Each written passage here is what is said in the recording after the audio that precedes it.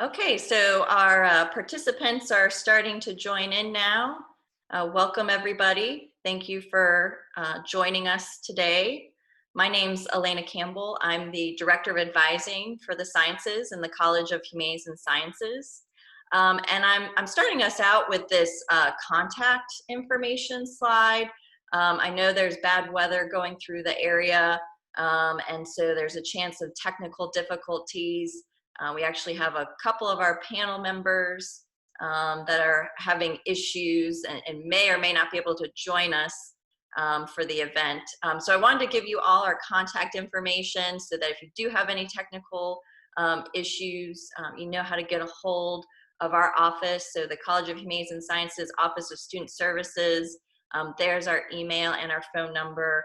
Also keep in mind that your assigned academic advisor is a great point of contact as well if you have any questions, and you can email them or schedule an appointment with them via Navigate. So I want to start off by just giving kind of a quick overview of what we will be covering in the event today. So we're going to start off with introductions of our panel members. And then we have about a 20-minute presentation of some information we wanted to share with you. A lot of this will be information that's specific to the College of Humanities and Sciences, so information about experiential learning and scholarships and our Office of Student Services. Then also some general information that we think will be helpful to you as you start as a student at VCU this fall. So I'm going to go ahead and turn it over to our panel members to introduce themselves. They can go ahead and introduce themselves in the order that we have here on the slide. I think we only have one of our student panel members that could make it. And I'll have her start off and kind of do a quick introduction of herself and some information, some background information. Hey, my name's Lily, and I'm a chemistry major at VCU on the Professional Chemist with Honors track. And I transferred to VCU in 2018. And one of the biggest reasons why I even chose VCU to transfer to is because of all the research opportunities. It's so integrated at VCU. It doesn't matter what field you're in, there's always opportunities where you can integrate yourself into the surrounding society. There's medical research. It was just so many resources. And from there, I'm actually supposed to be starting my PhD next year in material engineering. Thank you, Lily. Congratulations, Lily. My name is Whitney Lovelady. I am the director in the Transfer Center, so I'll be happy to field any transfer-related questions. That includes dual enrollment, AP, IB, CLEP, all kinds of fun things later on.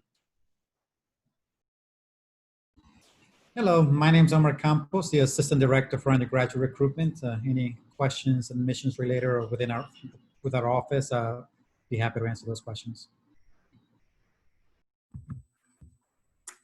Hello, and welcome to VCU. My name is James Mays. I'm the Associate Dean for Undergraduate Academic Affairs within the College of Humanities and Sciences. And what I do is kind of oversee most of the undergraduate experience for our students. And so that could include graduation, checking off requirements for graduation, answering questions, trying to help out in meeting all of those. Also enrollment, courses, and even oversight of advising. And so our next two panel members actually are directors of advising, and I'll let them introduce themselves. Hello, welcome. I am Juliana Rasnick. I'm the Director of Advising for the Humanities and Social Sciences, so I oversee advising and graduation for any of those majors. And as I mentioned, my name is Elena Campbell. I'm the Director of Advising for the Sciences. And really quick, I did want to mention, so after the presentation, we will take questions from you all. So at any point that you think of a question, you can go ahead and submit that. You should see near the bottom of your Zoom window that there's a Q&A option that you can click on. So you can go ahead and at any point type your answer, or excuse me, your questions in there. And when we get to the Q&A section, we'll go through and try to address all those questions. So at this point, I'm going to go ahead and turn it over to Dr. Mays to get us started on our presentation. Okay, thank you, Elena. What I want to do first is just give you a quick introduction to the College of Humanities and Sciences, because I think everyone watching this is either already chosen a program within our college or is thinking about that. So at VCU, the university is broken down into a number of academic units. Many of them are schools, like the School of Business, the School of Social Work, School of Education, School of Medicine, and a few others. And also some colleges. There's a College of Engineering, College of Health Professions, University College. But the College of Humanities and Sciences, we are actually the largest academic unit at VCU. And we have all of the programs that wouldn't fit into one of those other academic units I just mentioned. So we really think of ourselves as kind of the foundation of your educational experience at VCU, because we teach students across all of those programs. Within our college itself, we actually have 2 schools and 23 different departments and programs. So a very large variety of things to choose from. The 2 schools are the School of World Studies, which has 4 programs, and the Robertson School of Media and Culture, and that houses the mass communications programs. We do house around 60% of all VCU undergraduates. They at least have 1 major within our college, and we have over 13,000 students. At VCU, numbers changed a little bit, but around 31,000 total. But even counting graduate and professional students, we have over 13,000 students in our college. And I will mention that about 1/4 of those students have transferred. So you're in a very representative group of students that we are assisting in their path to graduation. Our most popular majors, our largest majors, are psychology, biology, and programs within the Department of Kinesiology and Health Sciences. A lot of our majors, some of them in biology, are in the pre-health fields. So we do house the pre-health science majors who may be looking to go into nursing or medicine or occupational therapy, and et cetera. We also house undeclared students. So if you are not 100% sure of your program, or if you get to a point where you're not sure, we also have advisors that will assist in making that decision. And next slide, one other thing I do want to mention to you real quickly that you can look forward to at VCU is we do have what's called our REAL initiative. REAL stands for Relevant, Experiential, Applied Learning. And these are experiences, these are kind of the hands-on, high-impact learning experiences that you should hear about all the time that are so impactful. And we actually have now gotten to the point where we guarantee that every student coming to VCU will have at least one of those opportunities. These are the experiences that include things like service learning courses, where you have a traditional course, but you actually go out and help in the community for a certain number of hours. It includes study abroad programs, that's abroad and within the United States. Internships, or even research opportunities working with faculty members. So these are the hands-on opportunities that we want everyone to have experience with. Also, we'll mention that most of our majors already have these built into the curriculum. Many of them are required courses that you'll be taking, or you can at least find them in electives that will apply towards your graduation requirements. And one thing that's always important to mention is because some of these do cost a bit of money. Some of them are more expensive than others, but we do have a lot of scholarship opportunities to support these experiential learning opportunities. And I'll mention that on the next slide when I talk about some scholarships. So if you're coming to VCU within the College of Humanities and Sciences, we do have some funding support that's out there and available for you. So we'll see that on the next slide. There we go. We actually offer over 118 scholarships that total more than $325,000. These are scholarships just offered by our programs within the College of Humanities and Sciences. There are also many many scholarships offered throughout the university that you can look up as well.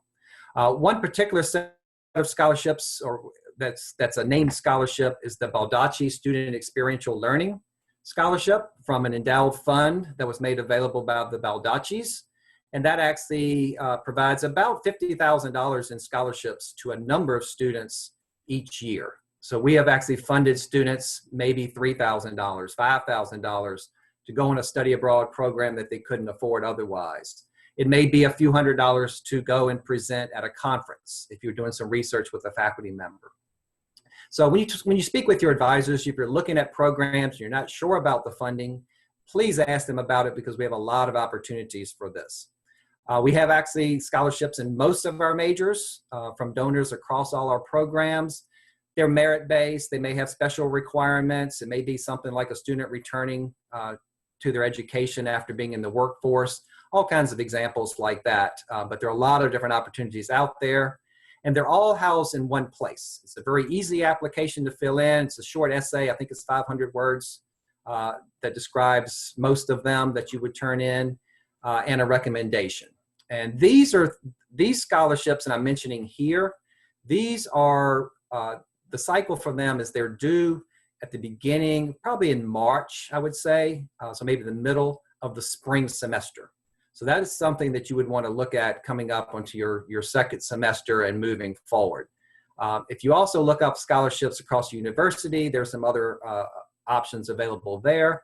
And I'm going to let Juliana Raznick take over at this point, and she'll explain a little bit more of those scholarships. All right. Okay, so some of the university scholarships, if you have a double major in another school, you would be eligible for scholarships within that school as well. But the one that we wanted to highlight for you are the scholarships offered by VCU Business Services. So VCU Business Services partners with various units at VCU, including like Barnes & Noble and the library and the VCU Faculty Senate. And they offer scholarships that any student at VCU, well, if you meet the criteria, you can apply for. So they're not related to a specific major. Some examples, the VCU Faculty Senate Textbook Scholarship is a very large scholarship that I encourage you to apply for. They give away $10,000 each year for students to use toward textbooks. There's also a variety of scholarships that VCU Business Services houses for specific types of students. So they have a VCU Single Parent Scholarship.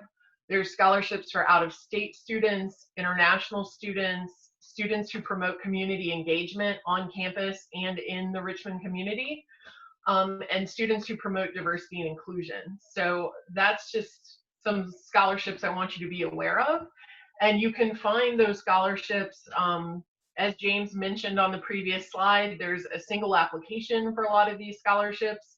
And the place you go to find them is the RAM Scholarship Hub. So that is a single kind of clearinghouse for VCU scholarships that you can go to. And it's a centralized searchable database. So you can you can put in various criteria and search for the scholarships that meet that criteria. And just something to be aware of, because a lot of the college scholarships are due in late February or early March, the cycle hasn't opened yet. So if you go in like in the next like month or month and a half and you see that all the college scholarships are closed, do not freak out. They just haven't opened yet. Okay, so you might want to check like late September, early October, because they are due kind of in that early spring semester. You know, they're not open yet. Okay, and next slide. All right. So I wanted to talk to you about what our office does with the Office of Student Services, which is the Associate Dean's office. So we coordinate advising and we provide undergraduate academic services to all students in the college. I know that that does not sound very exciting, but it is really essential, and we make your life easier. So we do things like change of grades. We help students with grade appeals, Other academic appeals, we actually do the foreign language waivers for all the students at the university. So if you're a transfer student and you need a foreign language waiver from high school, our office would help you with that. And then the big thing we do is we approve graduation applications. So when you apply to graduate at VCU, someone from our office, actually more than one person from our office, will review your application and make sure you've met all your graduation requirements. And if there are any problems, which we always hope there will not be, but sometimes there are, we will help you solve those problems. So there's no reason to freak out. We will always find a solution to eventually get you to your goal. Now, as far as advising goes, Elena and I oversee advising for the college, and we have more than 30 professional advisors. So you will have at least one advisor assigned to you. You may have more than one. Some of our units do team advising. Also, you know, if you're an athlete or an honor student, you would have another advisor. So you will have at least one advisor, and that advisor will help you navigate your graduation requirements for your major. They do a lot more than just schedule your classes, so please don't think like, oh, I don't need to see them until registration. Advisors at VCU actually do a lot of things. VCU is huge, so the advisors are going to help you navigate VCU. They will help you, of course, schedule your classes. They'll keep you on track to graduate, but they're also going to do things like tell you about resources, study abroad, internships specific to your major. They will, if you have a problem, they're going to help connect you. If they can't solve it, they're going to connect you to the people that can help solve it. And they will, of course, answer any questions you have about academic policies. I know that's at the top of your mind right now, but knowing academic policies can save you time and money. So if you have questions about adding and dropping, and especially with everything being online this semester, if you have a question about a course modality or you don't quite understand what's on the syllabus, the advisor is a good person to talk with. Oh, and they also do things like career opportunities and networking. So they're going to know about all the events that you might be interested in. Okay. Now, final thing I want to say about our office does a lot, is we do have two generalists, and we have one generalist for the sciences and one for the humanities and social sciences. And those generalists, if you get into your major and it's not what you thought it was, or you're not doing as well as you expected, and you just want to know what your other options are, those generalists are the best people to talk to. So they don't have a caseload of students, but any student in the college or really in the university can talk to them, and you can talk about what other majors might fit better with you, or if you're interested in doing a double major or a minor, you can talk to them about that. And they're just, you know, if you're looking to explore things within the college, they're good people to connect with. All right, next slide. So speaking of all these resources, I just wanted to make you aware of some academic resources for fall, since things are a little bit different this fall. The college has put together a resource guide, and if you go to this website, the college's website, it's under the academics tab. Now, the really great thing about this resource guide is it has videos from students. So they made videos of students talking about their experience from the spring and talking about recommendations and online classes. It's also kind of a landing pad where you can go to this resource guide website and it'll connect you to some of the other online resources that the university has put together. So that would be, if you're trying to think through how to navigate this fall, or you're worried that you're not prepared for the fall, I would definitely recommend checking out the college's resource guide and then the Keep on Learning website. The Keep on Learning website has kind of two kind of large components. One is tips on how to start the semester strong. So some of that is like study tips and things like that. It also has kind of the definitions for all the different ways courses will be offered this fall. It tells you how to see your schedule, And then there's a resources and support tab, and that has a lot of the kind of FAQ questions that you may be thinking about for this fall. For example, there's a section on internet accessibility. So it takes you to the place you can go if you need a laptop, or if you need to know about how to get more reliable internet. The university is working on putting together a list of places on campus where you'll be able to get reliable internet. So there'll be a list of outside places, and they're working on creating some inside spaces, especially for August. I know inside spaces do matter, where you can take your classes while on campus if they are online classes. The library is also going to have places where you can access the internet and take classes. You will be able to reserve rooms, and there'll be some spaces set aside where you can, if you are using headphones, you can attend your classes. Now, if it's a discussion heavy class, like, you can't do that in a public space in the library. You would need to book a room for that one. All right, and then there's also a tab on financial aid and emergency funding. So it gives you information on how to find your financial aid counselors and the types of funding that is currently available. I don't know if it's still available, but fairly recently there was funding set aside for laptops.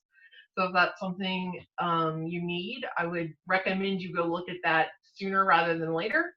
And then there's also a tab on academic support, and it outlines some of the academic resources available. All right, I need to take a drink of water. Okay. One of the I would say probably the biggest academic resource or academic support for the fall is the Campus Learning Center, which we sometimes refer to as CLC. There are a lot of acronyms at VCU, as you're going to see on my next slide. So if you hear anyone say CLC, it stands for the Campus Learning Center. They are going to do virtual and in-person offerings for the fall. So that means you will be able to get in-person tutoring or online tutoring, and academic coaching, supplemental instruction as well. So if you don't know what supplemental instruction is, that is where there is a SI leader that attends the section of your course. So if you sign up for a course that has supplemental instruction linked to it, you'll get an email in the beginning of the semester that lets you know supplemental instruction is available. And it's basically a group study experience that helps students be successful, versus tutoring is one-on-one tutoring. SI is like group extra learning. Oh no, that's a terrible description. All right, y'all are gonna be forgiving because it's in the afternoon right now. And then academic coaching is when you need skill sets that you have, like if you realize, oh, I'm great at this one thing, but I'm terrible with time management, or I study a lot, but it doesn't seem to stick in my mind. If you just like, there's some basics of how to be successful as a student that you feel like you need to learn, especially related to like time management or effective study skills, then that's when you want to do the academic coaching. For all of these things, I recommend you start at the beginning of the semester. Do not wait until things go wrong and then try to like backpedal and suddenly start tutoring. Like, it's better to start supplemental instruction or tutoring or academic coaching from the very get-go, because that way you've got that kind of strong foundation that you're already putting in place, versus trying, you know, like you don't try to fix a tower once it's already falling down. That's not going to work really well. So like, do it from the beginning. Okay, so next slide, I wanted to talk about some non-academic resources, although SAO does have an academic side to it. But top university resources, obviously all these things are going to help you be successful academically, because you have to have, you can't do well academically if you're not healthy and doing well in general. So one big thing students I know have been concerned with, especially with the percentage of online classes we have, is whether they're going to feel connected to the VCU campus. So first up, I wanted to put university student commons and activities. So normally the commons is a building you would go to, and they have a ton of events in person, but they have created an online presence. And so there are going to be a ton of virtual events, including things like like you can watch a movie, things like that that are being done virtually. Student government is housed under the student commons, student orgs. So there's all types of different student groups, you know, some related to specific majors, some related to random interests. You don't have to be in that major to join the student group. So if you're really into history, you can join the history group even if you're not studying history. There's Greek life is under that umbrella.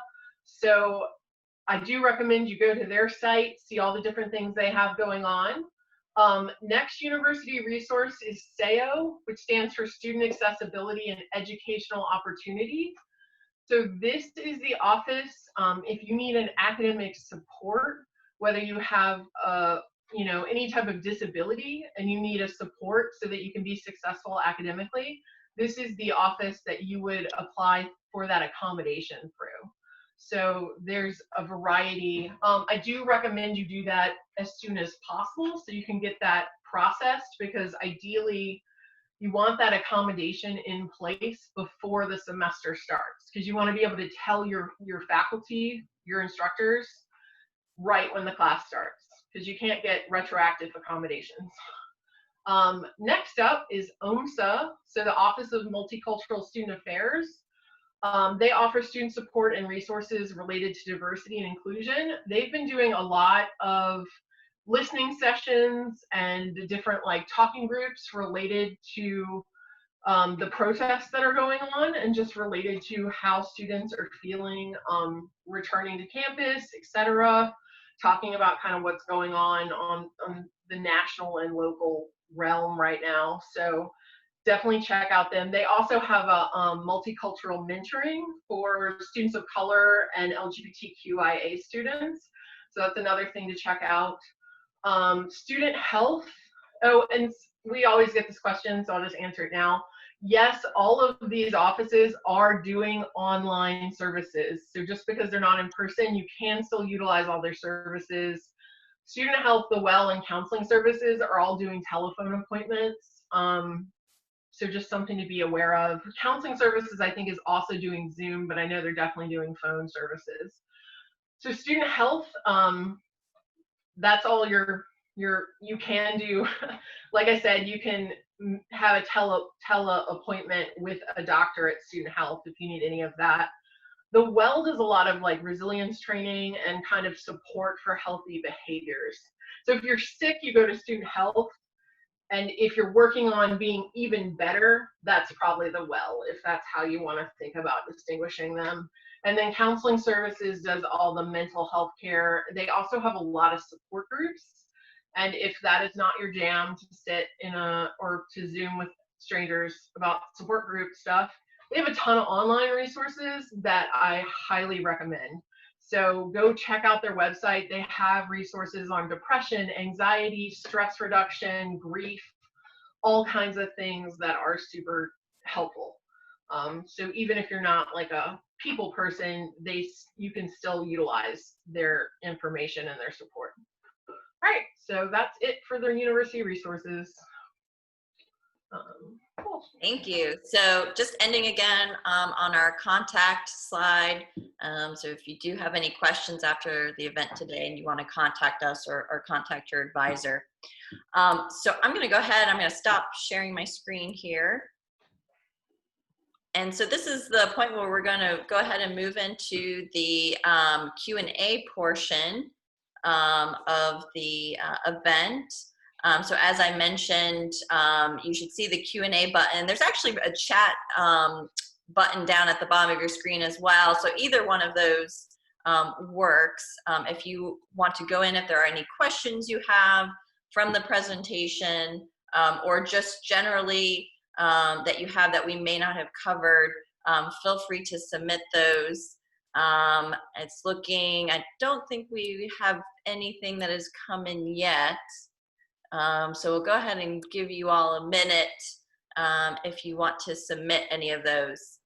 And I just wanted to mention too, if you did participate in the new student orientation, and you saw the academic overview portion, that's always covered by our office. Dr. Mays actually was the one who did that, so he probably already looks familiar to you. If you had any questions from that, I know we get a lot of questions about foreign language, for example. So especially anything from the academic overview portion of new student orientation, if you all had any questions, we're definitely the group to answer some of those. So go ahead and submit questions if you have any, and I'll give you all a minute to kind of do that.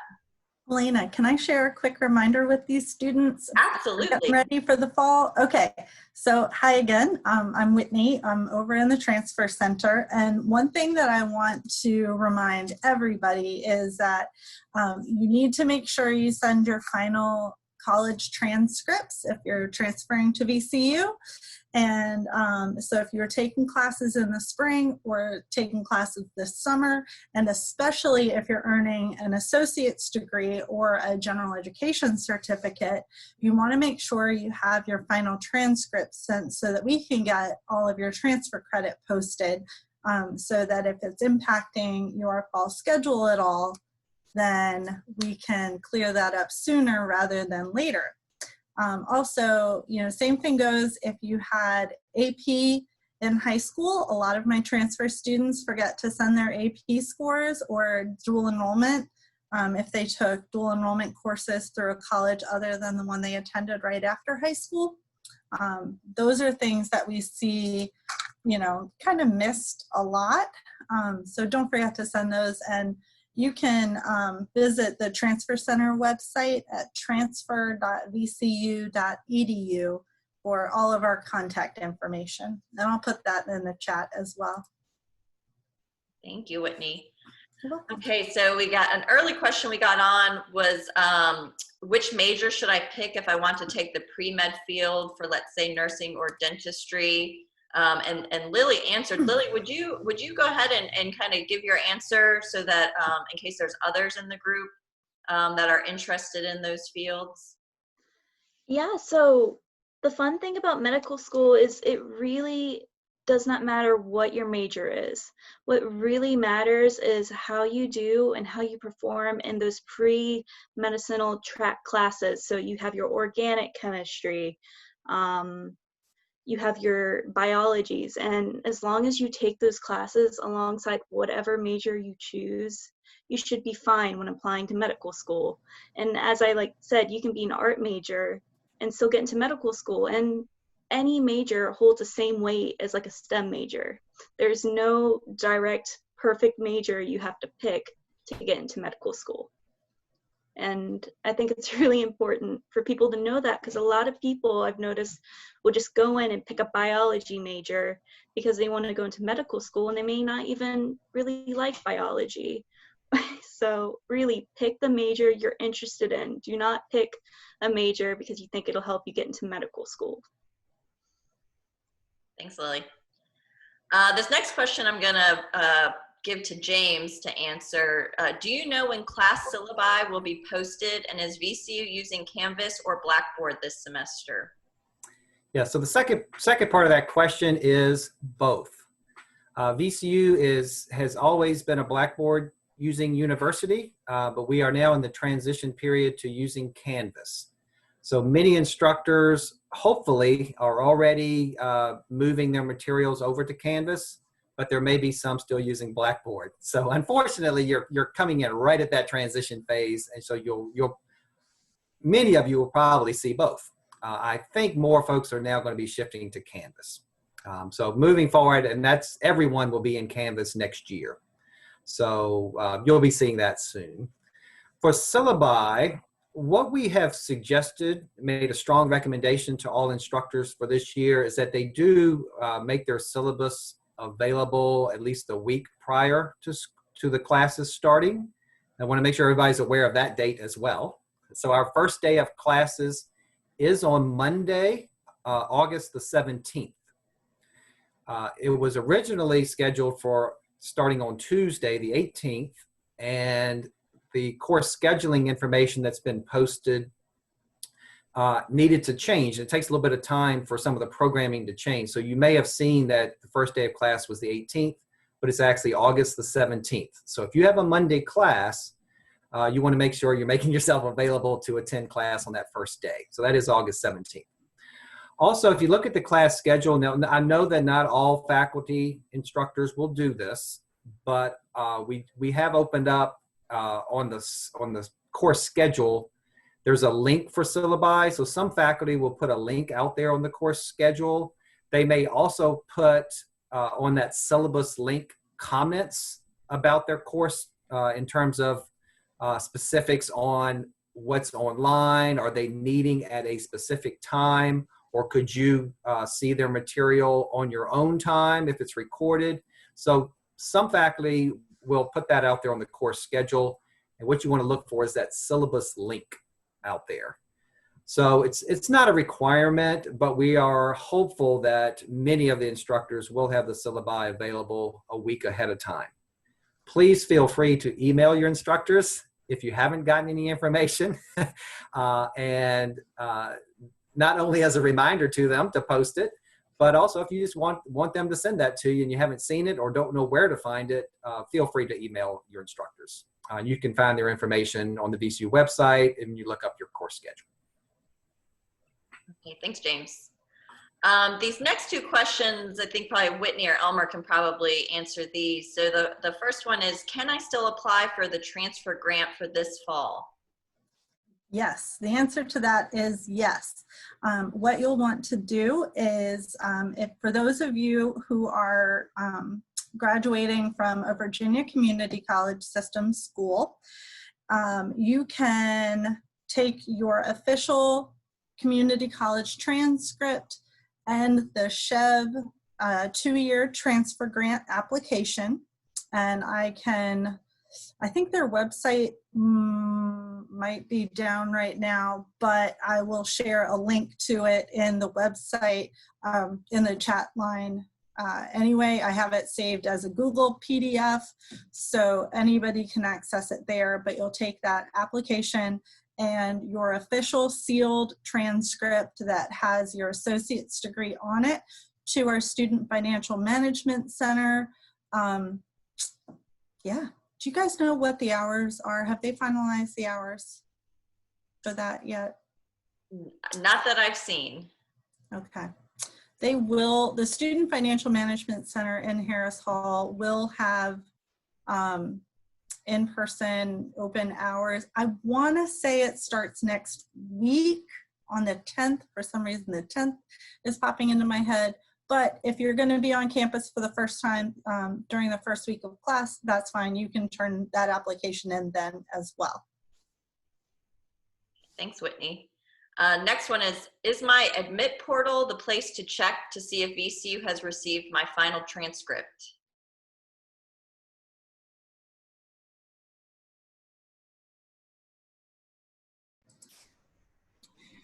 Yes, I would say that is a place where you can check. You can also, if you don't see it, if you don't see it your portal, I would say just follow up directly with the Office of Admissions as well. Depending on when it arrives, it just might not be linked yet to your account, but it might be, again, just might be working on it. So your portal, or just check directly with our Office of Admissions. You can give us a call. We can check that for you. Or email probably faster too. Thanks, Omar. Okay, the next question I think probably has to do with the high school foreign language waiver. And if you were asking about something else, go ahead and submit another question. But for the high school foreign language waiver, Juliana, if you want to take this one, it asks, how do we request our high school transcripts? Oh, okay. So the easiest thing for you to do is if you go to the electronic high school foreign language waiver form, as you're filling out the form, it will give you in the middle of the form very detailed instructions on how to request your high school transcript. There's no one easy answer because some high schools do electronic transcripts, so you can request it through parchment and have it sent directly to the person in our office who processes those forms. Other high school transcripts, you're going to have to request an official transcript be sent from your high school, and they're going to mail a copy to our office. So if you just go on that electronic form, it'll give you our office's address and kind of outline all of the options. And if I was going to say, if you applied to VCU before you went to the community college, we may actually have your high school transcript on file. So if you did that, you may want to just submit the form and hold off. And Hannah, who's the person in our office who processes these forms, will send you an email and let you know whether we need an official transcript. Because I have noticed some transfer students, we actually have the high school transcript on file. The same thing if you came in with less than 30 credits, you should have been required to submit a high school transcript, so we would have it. It's those of you that never applied to VCU and brought in more than 30 credits that you're likely going to have to request the official transcript. And the other high school transcript question I get, so I'm just going to answer it kind of preemptively, is students want to know what it means to pass the third level of a high school foreign language. And the answer is you had to earn a D in level 3 of a foreign language. And the reason it's a D and not a C is because you are not getting credit. You are just getting a 0 credit placeholder waiver. So that's why the D is okay. So as long as you got D in level 3, you are eligible for the waiver. Yes, there you go. Thanks, Juliana. And if I can jump in real quick, just a little more information. The foreign language requirement that we're talking about is a general education requirement within our college. Some other schools also will require this, but all the majors within humanities and sciences have that, and it's a requirement through the 102 level of a foreign language. So we have 101 is the beginner, 102 is introductory level. So that is a general education requirement. So if someone has taken just a regular classroom foreign language in high school and finished through level 3, we say that that satisfies that requirement. If you've taken 2 years of one language and 2 years of another, you cannot add them up. It has to be level 3 of a single foreign language. Also, if you only took 2 years, but you started in level 2 and finished in level 3, that's good, as long as it's level 3 where you ended. I will mention that American Sign Language does satisfy that requirement. I get that question a lot.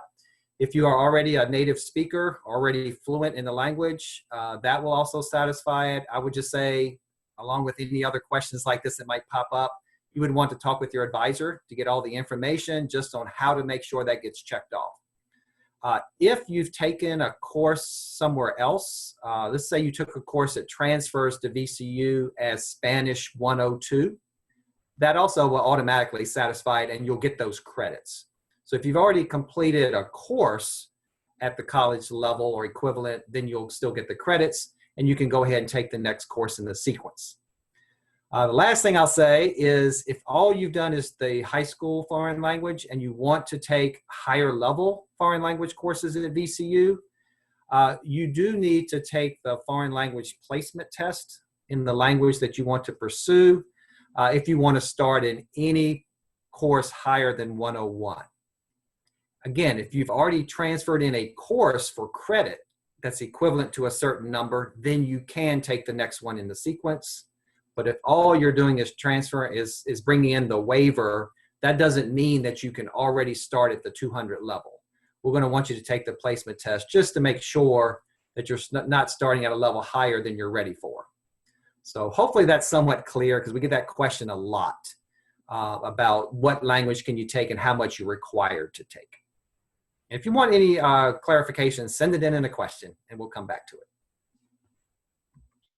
And thanks to Whitney, she actually put the link to the high school foreign language waiver form on our website in the chat. So if you still need that, your advisor can help you with that too. But if you need that, you can go into the chat and you'll see the link to that form there. The next question, we might need some clarification on this, but I'll just pose it to the group. It says, is there a waiver for our high school transcripts in general, not just foreign language? No, I think you're asking if there's a waiver for subjects outside foreign language based on high school transcript. And the answer to that is generally no. One thing I will say though is you can take a CLEP exam. So if you took a subject in high school, US government is the one that pops into my head as the most obvious example. If you took that subject in high school and you feel like you remember enough of it that you could pass a general proficiency exam, you could take a CLEP exam. CLEP it's a nonprofit organization called the College Board that offers different subject exams where you have to pay money and then you take an exam, and if you score high enough you get college credit. So there is, I'm sure Whitney can put the link in. There's a list of, in the VCU Bulletin, there's a page called Additional Sources of Academic Credit, very formally titled, and it has a list of all the CLEP exams that we accept. So I would still recommend, especially like if you're a couple years out from high school, College Board offers study guides, so I would recommend you spend like $5 or $10 on the study guide and actually study before you take the CLEP exam. But if you did pass it, you could earn credit that way. Yeah. Okay, we've gotten a few more come in. So the next question is it too late to be in the Honors College for the fall semester? If so, how do we get into the Honors College for spring semester?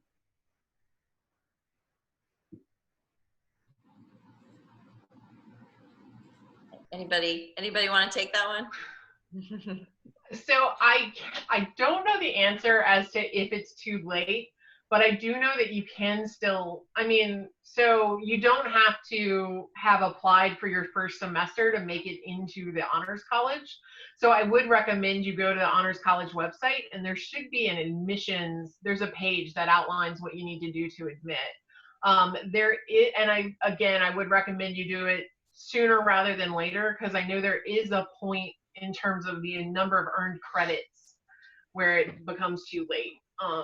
But their website should outline that process. I'd say that it is too late for the incoming student for the fall semester. That May 15 was their deadline that Okay. they had. But for spring semester, and again, depending on the amount of credits that you have, you could request to join the Honors College in the spring semester. And they do have a deadline of December 1st for the spring. So you definitely want to make sure you get that paperwork started early, because it is a different process, different recommendations that you'll need an essay. But for fall, yes, it is, unfortunately, it's a bit too late. But I would reach out to the Honors College, just kind of let them know that you're interested, that you're coming in, so they can start communicating, having the conversation about what the process will be for the spring semester. Great, thank you. Okay, so the next question says, I have sent in my foreign language waiver and finished my 3rd year of the language in high school. However, it has not shown up on DegreeWorks account. I sent my waiver in about 2 months ago. When should I see this in DegreeWorks or know that VCU has received it? Thank you.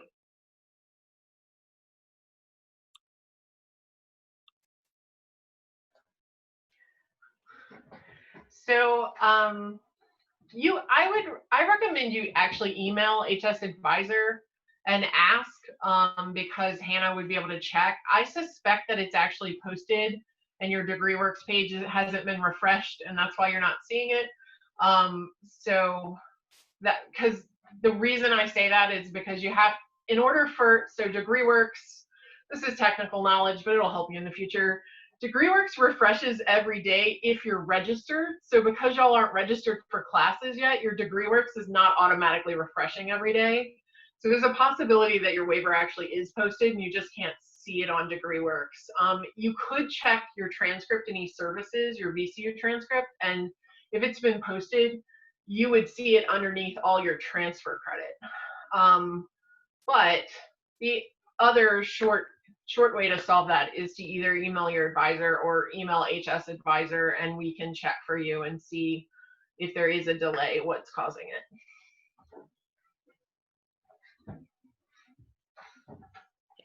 Juliana, you might want to take this one. It's a follow-up on the requesting the high school transcript. So it says, I just don't know where exactly I need to go online to request my high school transcripts, or how exactly I'm supposed to contact my high school for my transcript. Okay, so if you again, if you can't figure this out, Hannah would be able to help you. But usually if you Google your high school should have a website, and the website is going to have a page for basically like the principal and the office and the administration. And that page should have an email. Now, some high school websites will have like a really easy, like request a transcript here kind of link. Other ones, you're basically going to have to dig and find like the administrative assistant for your high school's main office and email that person and ask them what you need to do. It just depends. High school websites are kind of all over the place.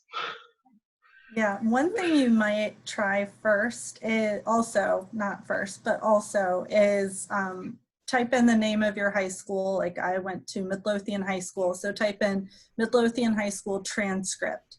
And one of the options that popped up for me was a link to Parchment, because apparently my high school uses Parchment to send their transcripts. And for those of you who haven't heard of Parchment, there are several, I don't know, we'll call them third-party vendors out there that manage transcript data for different K through 12 schools, or high schools rather, and colleges and universities. So colleges will use National Student Clearinghouse, Parchment, eScript Safe, Transcript Exchange, but a lot of high schools I know have contracts with Parchment.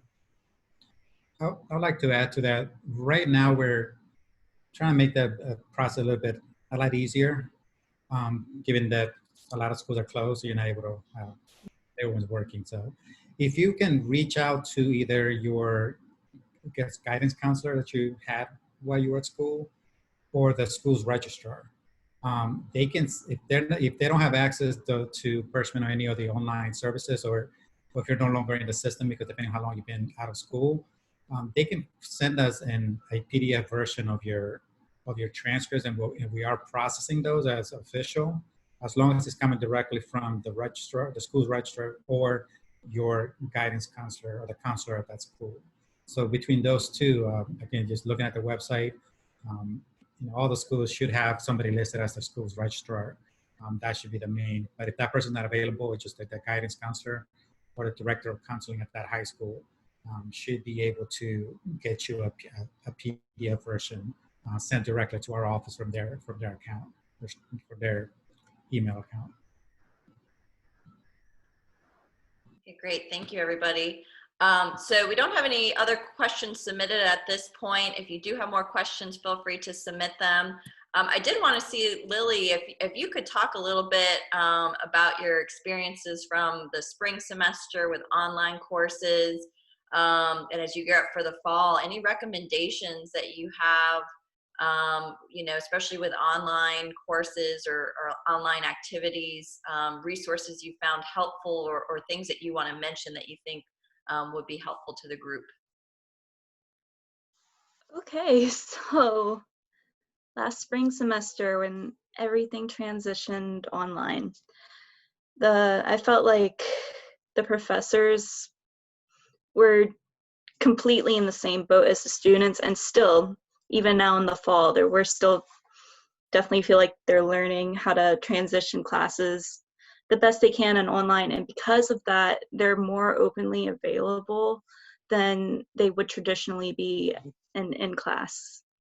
So the biggest resources that you can do, especially if you're doing all online, is your professors, and completely utilize your TAs. There'll be online SI sessions, there'll be online sessions with your professor. So when you see these things, please take advantage of it. And being at home and all of a sudden you have all this time, you have to learn how to manage your online courses. It's very important to manage your time. And the moment that you feel like you're struggling, please reach out to your professor and don't wait till the last minute to do your assignments, because I found with online work, you get more work than you would in class. So it is excruciatingly important to keep in contact with your professor every day. Give them emails, keep in contact with your TA, and keep on top of yourself. Make a schedule. Be aware of upcoming assignments, upcoming tests at least 2 weeks in advance. This is a whole new way of learning, and for all the fields, like I'm pretty sure it's like that whether you're business, you're a STEM major, you're an art major, like it was a very difficult transition for everybody. And even going into this semester, I am doing all my classes online, and I'm just trying to prepare the best way I can. And for me, it's just don't be ashamed and see if you can even like create like support groups. Like there were support groups with a lot of my classes where the classmates ourselves, we would make them because we were all in the same boat. We were all struggling, and it's okay to admit that. It's okay to be like, okay, this is what's going on. We all need to come together and work together, you know, of course not cheating or anything like that, but I mean like studying together or going over class material together, talking to the professor, like utilize your resources the best you can. And there's tons online that you can take advantage of. So don't just sit back and be like, I don't need this. I don't need to watch this TA session, or I'm not going to attend this session. Because everything has transitioned online, the professors are more willing to reach out and help you individually. I had professors who, because I reached out to them and I was struggling, they organized personal Zoom sessions to help me through an assignment. So don't be afraid to reach out is literally my biggest piece of advice going full on online. And if y'all could like post in the chat, are y'all planning to be online this coming fall, or are y'all planning to do more in person this coming fall? Because I feel like that is definitely going to change the experience as well, because now we're going in person. With the pandemic, there's going to be new stipulations with social distancing. Okay, so I'm seeing all of y'all are doing online. I feel like most of us are probably trying to stay online, but seriously, my biggest advice is go in, try and be as responsible as you can, and please talk to your professor. And once you start struggling, if you have any question on anything, reach out. Don't just wait and try and power through it. Thanks, Lily. Yeah, I think time management is something we've been hearing from a lot of students about this spring, and want to go back to talking about with the Campus Learning Center, with the academic coaching. You know, that's definitely a big thing they work on with students. And I'm sure especially with students that have mostly are all online coursework, they can especially kind of talk through specifics with that. So that's, if you're struggling with where to start with that, I'd say that's definitely a place to begin. Lily, do you go to the Campus Learning Center, or have you done any of their online tutoring or anything from the spring? With the spring, I didn't do it last spring, but I have gone to the Campus Learning Center in the past. I am aware of like their new online resources, and I highly, highly recommend that you all use it even before you're struggling. Don't wait until you're struggling. Just go ahead and start. Get into that habit as soon as you can, because I'm not saying it will get rough, but it gets intense. You're taking a full load of classes. You want to get into good habits, and when you have all this work stacked on top of each other, you just want to know you have resources, and you just want to know that you're prepared. So please utilize the Campus Learning Center. That's definitely one of the most important resources that you will use. There's it used to be walk-in tutoring. Now there's like online tutoring sessions you can schedule for whatever subject or whatever class you're in. Just please utilize these resources. And even, let's say like you don't feel like you struggle with your classes, don't and you feel like you've been successful so far in your college career. Like, that's great, that's amazing, but please, even if you don't feel like you need the help, go get the help.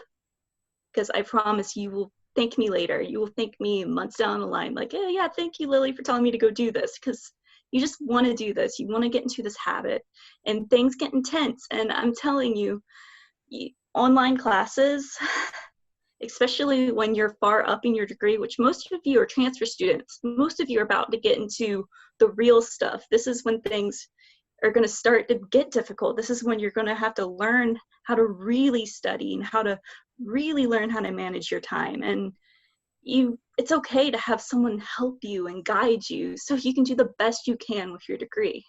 So please just use your resources. I would not be where I am today if I didn't. Thank you so much, Lily. And I just wanted to point out, so Whitney's put a couple links in. We got a question about sending in transcripts from a foreign institution. So she included the link to the Office of Admissions contact page about getting those in. And then she also did include the link for the Campus Learning Center.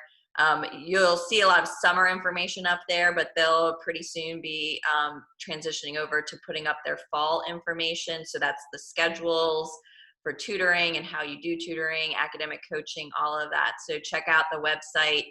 If it's not updated now, it will probably be updated, very shortly with all of that information. Okay, next question. James, you might be a good person to answer this one. What does it mean if my schedule has specific times but says the class is taught online? Are the times for Zoom meetings? Yes, so that's a very timely question because that's one of the comments I wanted to make.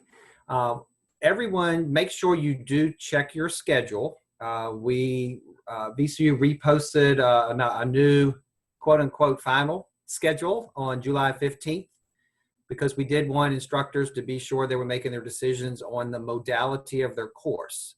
Did they want to do it all in person, face-to-face? Did they want it to be all online? Did they want a combination, a hybrid or blended approach where you might have components of both? We also asked them when they wanted the class to meet. So on your schedule, you want to check if you see a meeting time. That probably means that the course is designed to be synchronous or scheduled at that time versus asynchronous, which means the lectures might be recorded. You can go and watch those lectures and complete work whenever you would like. So what we have instructed everyone to put, if they want the class to meet at a specific time, it would be a synchronous course and they should leave the times on there. And so students should plan their schedule around being required to either be on Zoom or some other platform at that specific time. If your schedule does not have a day or time or says TBA, you probably can also see a course attribute on the schedule that will probably list online. It may even say asynchronous. That's when you would not have a scheduled time that you have to be available. So definitely everyone do check your schedule, see if anything has changed in terms of the time or the location or the modality. But yes, if that time is on there on what's listed, until your instructor sends out a syllabus or you meet for the first time and they explain something different to you, definitely plan to have those times set aside to be the required meeting times. Okay, thanks, James. Mm-hmm. May I throw in one thing while we're on the topic of schedules? Absolutely.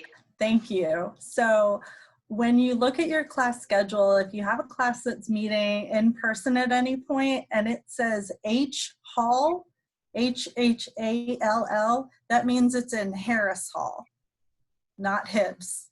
Even though there are technically 2 H buildings, H Hall is Harris Hall. I work in Hibbs, and every semester without fail, we got students in here looking for their H Hall classes, and I have to say, you're about a block away, so hustle on over there. But H Hall, Harris Hall. Thanks, Whitney. Okay, so we just got another question in. It says, what does on-campus billing rate mean on the attribute section of the class search on e-services? That's just, I think they're waiving the online fee. So if they're traditional online courses, they would come with an online fee for all the support that goes into those courses. Those aren't being assigned this semester, but on-campus fee just simply means it was one of our more traditional courses that just met face-to-face. So it's not an extra charge. It's just a designation of what kind of course it was. So if you see that, you're not getting charged anything. But that's the distinction between whether it was face-to-face or online. And in future semesters, when you see on-campus billing rate, it just means you're not getting an online fee.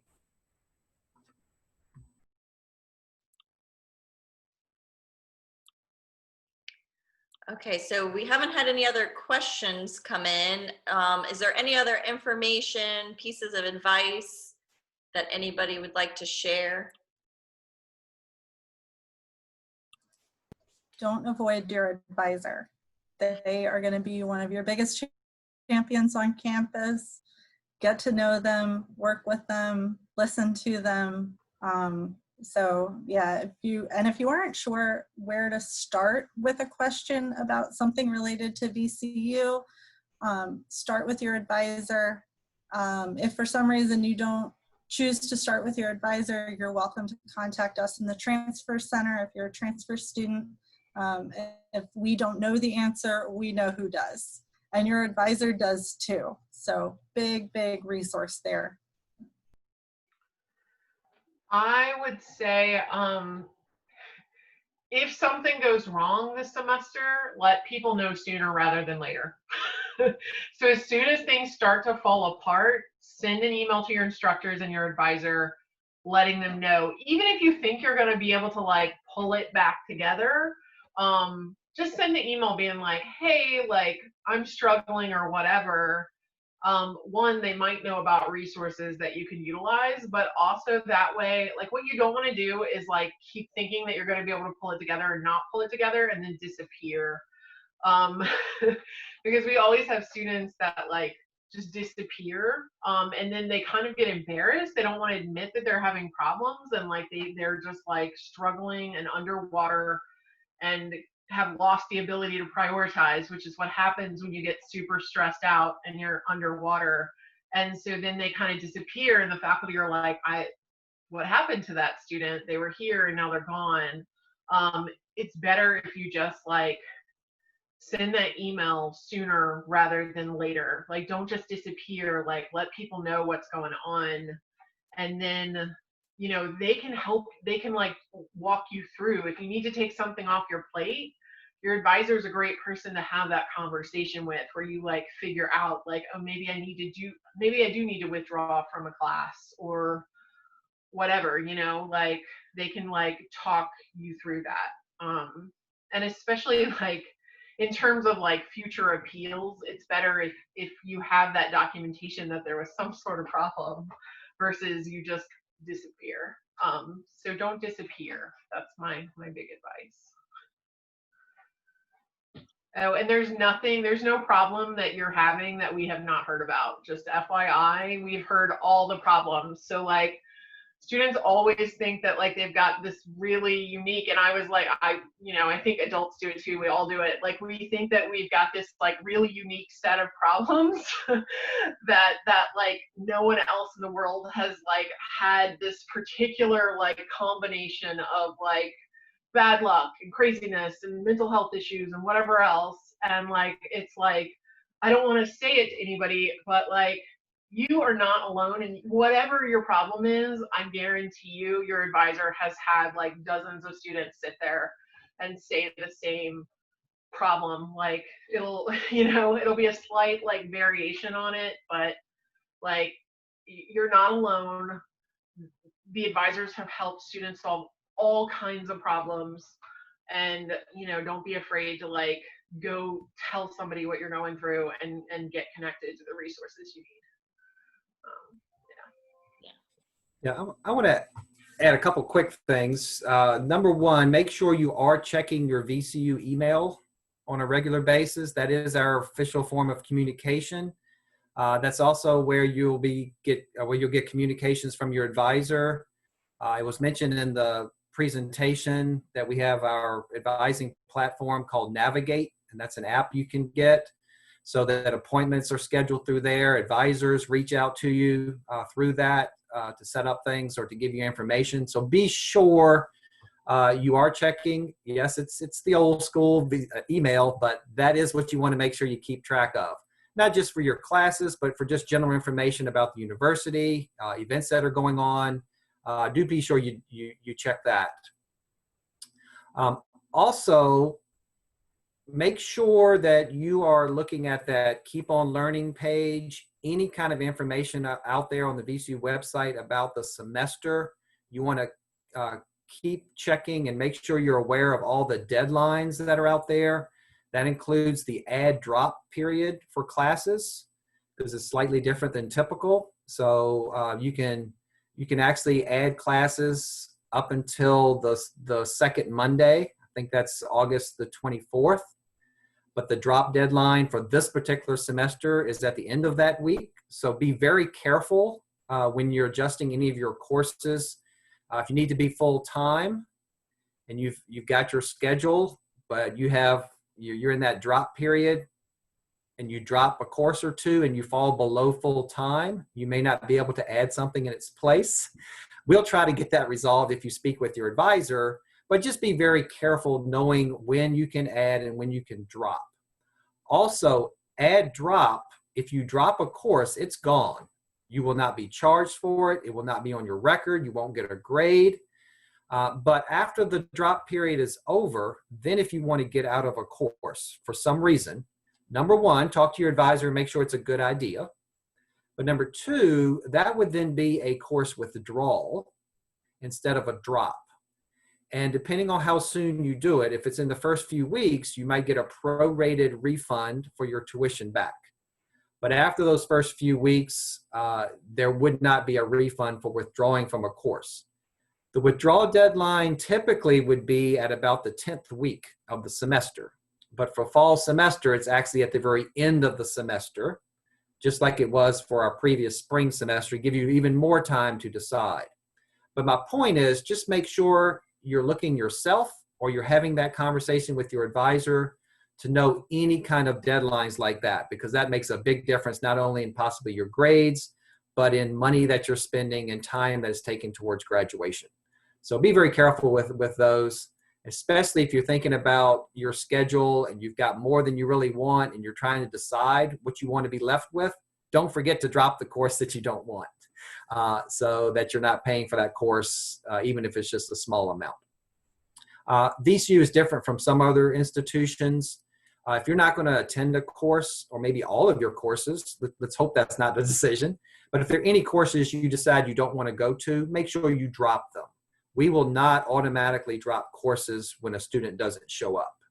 Now, we can do an appeals process. It's a little bit of paperwork to get those courses dropped retroactively and resolve that problem, but it's much easier if you know you're not going to take a course or more to make sure you go into your e-services and drop those courses.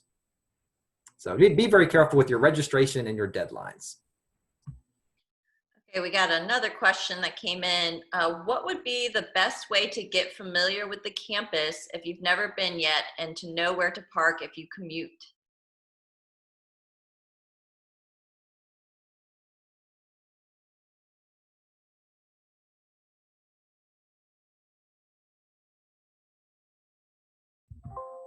There's a lot of silence on that one. That's always a good topic.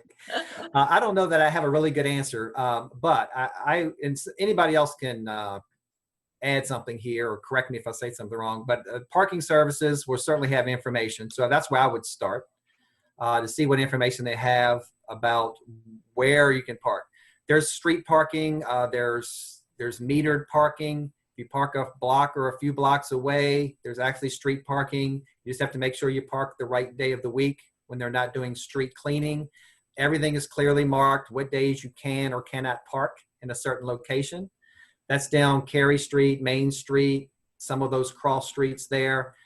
There's some other locations all around campus. my advice would be you might just want to drive around for a little bit, check out what the signs look like, what looks like it's available, circle around. Make sure if you're new to Richmond, we have a lot of one-way streets, so be on the lookout for that. Make sure you're not turning down the wrong way.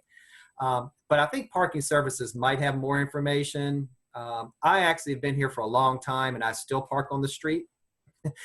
People don't believe me, I think, or laugh at me, but I don't pay for parking. I walk in, maybe it's 10 minutes to my office, but there are spaces available, but there are spaces right next to the buildings. It may be an hour and a half parking, 2-hour parking, but you can find meters as well. So I'm kind of rambling on that answer a little bit, but I would say just come and try it out, walk around, drive around, and see what it looks like. And I thought that okay, so street parking is monitored by the city of Richmond, not VCU. I've been with VCU a little over 13 years, and who got a parking ticket on Friday?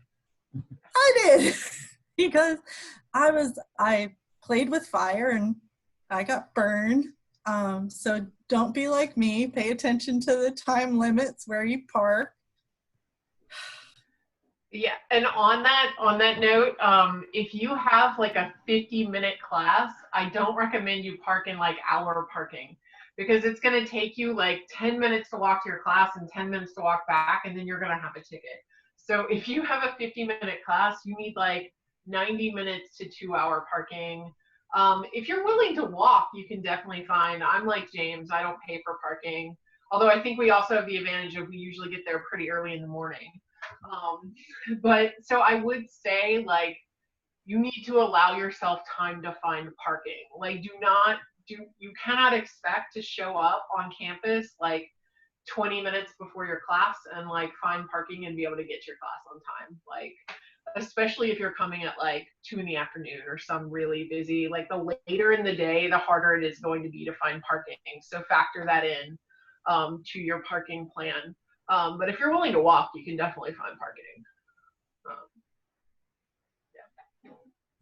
And anyway, we do have large parking decks close to the course, so it's not like you can't find. So yes, if it's easiest just to go ahead and get on a plan and pay for that, there are decks available as well. So that might make it a lot easier. If you're worried about rushing from work and you have a short amount of time, that should help out. So there are ways to take care of that. So from just like student advice, because for the longest time I didn't pay for parking. You get there like around 7:30 in the morning, and I would park on Parkwood right by the West Cary gym. And that's where I was able to find parking, know how to parallel park. Keep in mind certain days they do like to tow because of street cleaning. But just if you don't want to get a parking pass, just make sure you're in your early bird. And in terms of getting to know the campus, seriously, just take a walk around. Urban campuses are so much fun because it's so fun because you can just walk all the different blocks. There's all these different things, whether it's like the university itself or different restaurants. I know there's like a museum district that's not far away. Just seriously go to the campus and walk around. It is so much fun.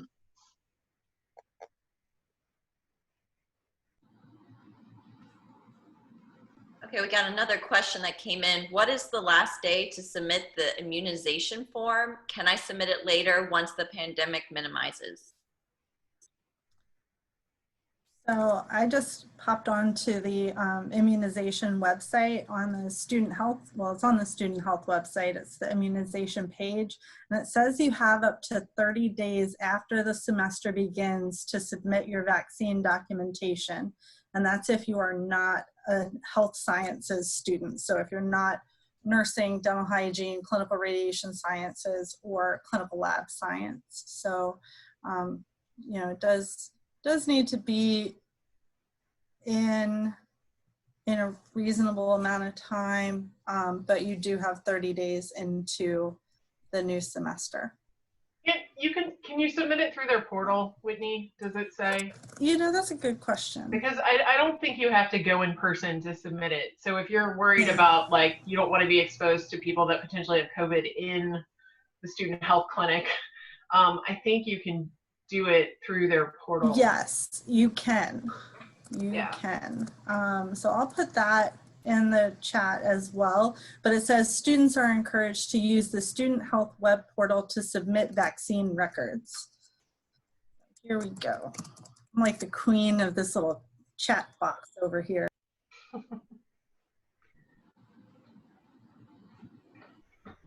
Okay, well, we still have a little bit of time left, so if anybody has any remaining questions that you want to submit real quick, or if any of the panel members have any last comments to make.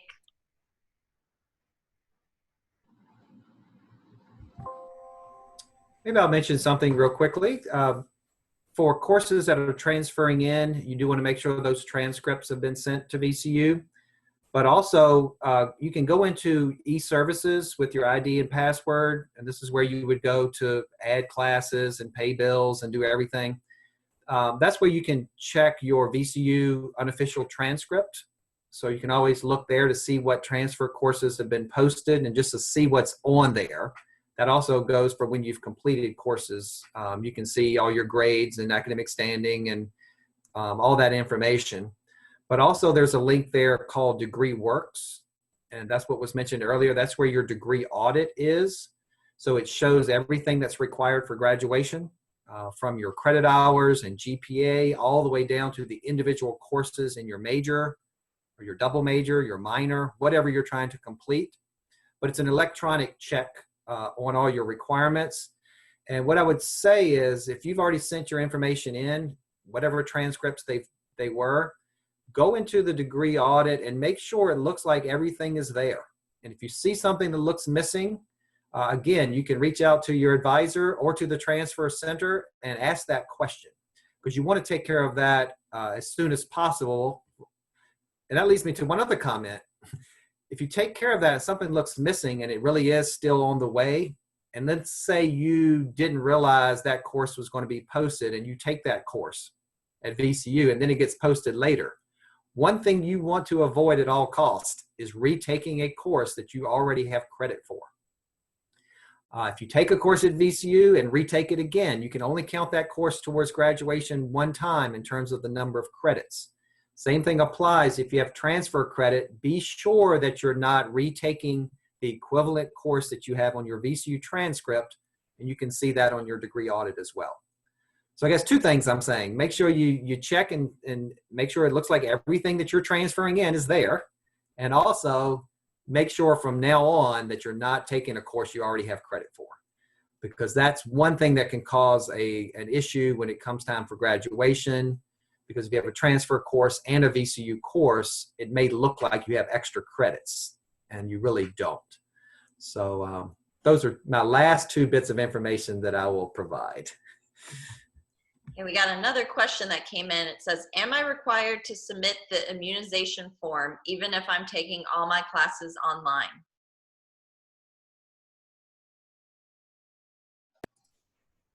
I believe the answer to that is going to be yes. Yes. You are, yeah. And students will also have a daily health check that is just monitoring symptoms. VCU does not track, let's see, they don't track what you say, yes or no, I have symptoms. They're just tracking, are you completing this daily health check? And it's just to make sure, I don't know, I've been in too many meetings. You guys did the return to campus training, so I'm not gonna. They're surveying like the general health of the VCU population in addition to surveying the general health, like keeping an eye on the health of the Richmond community.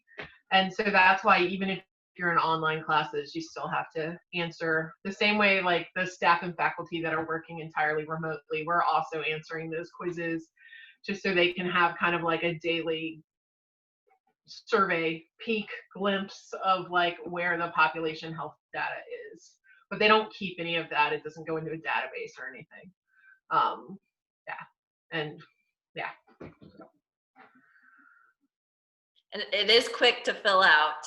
Juliana says quiz. It's not an in-depth quiz. It is It's 2 clicks. Yeah, it's literally like one question and then you hit submit. Yes. It's not very yes or no. submit. And I do think they're going to use it. Like if people have symptoms, it's going to be an easy way to connect them with testing if they need testing. So, but yes, you should definitely do the return to campus training. That will give you more information on this and all the information you need on that. Okay, well, it looks like we don't have any other questions that have come in. And so I think we'll go ahead and wrap up. Thank you to all of our panelists for attending. I really appreciate it a lot. Thank you to all the participants for coming. And once again, if you sign off and later tonight or, in the next couple of weeks, you think of a question, please feel free to contact us in the Office of Student Services or reach out to your advisor. Okay.